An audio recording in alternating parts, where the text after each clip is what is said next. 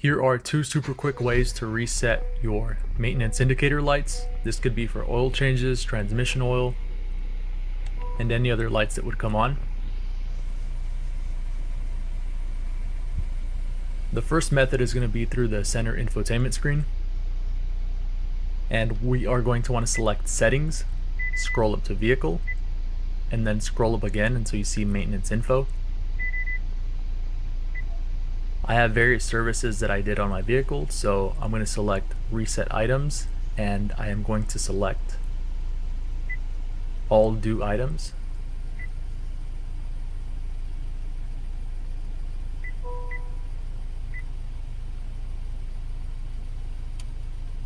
Perfect. The second method is through your steering wheel. Press the home button. You're going to scroll down to maintenance. Select the maintenance. And select again if you want to reset it. However, I already did.